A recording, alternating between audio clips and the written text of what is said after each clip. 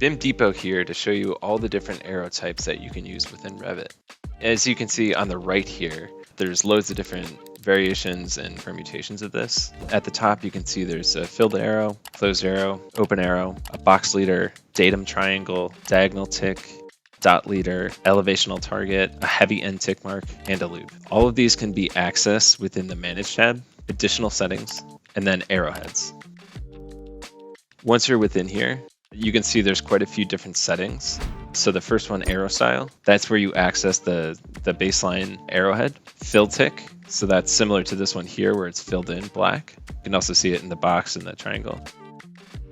Arrow close, so and you can see that here where this is open at the back end and here it's closed. Arrow width angle, so 30 degrees right now, so that's these two are both 30 degrees. Tick size, that controls the actual size of the tick mark. And heavy end pen line weight, that's really for this one here, so it's going to have the line weight of this leader. So you can see within here, if we go to a larger number, that will actually adjust how the arrow looks. So these are all text notes here, but this is also used with different types of tags within Revit. So you can see here the material tag, that's using no arrowhead. The keynote tag, that's using actually the same arrowhead as the one that we just adjusted. Category tag, that's the open tag. Room tag and area tag.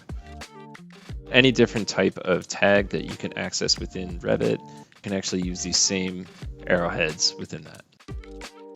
And then finally, we can also use these for dimension strings. So within the dimension string, you can adjust how both the line weights look and the arrowhead itself. So if we click on one of these, click edit, you'll see here, tick mark here. You can adjust with those same arrowheads. And then in some cases, you can even adjust the line weight.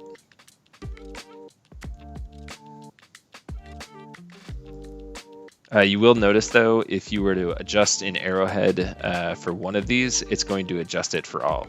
So when we change the arrowhead to be 60 degrees, it changed it here for the dimension string. It changed it here for the tag.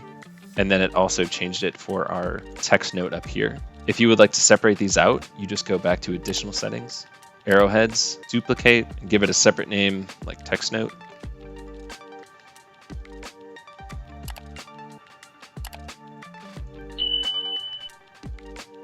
Within the text note, you can change it by clicking Edit Type, Leader Arrowhead, switching it to the text note type.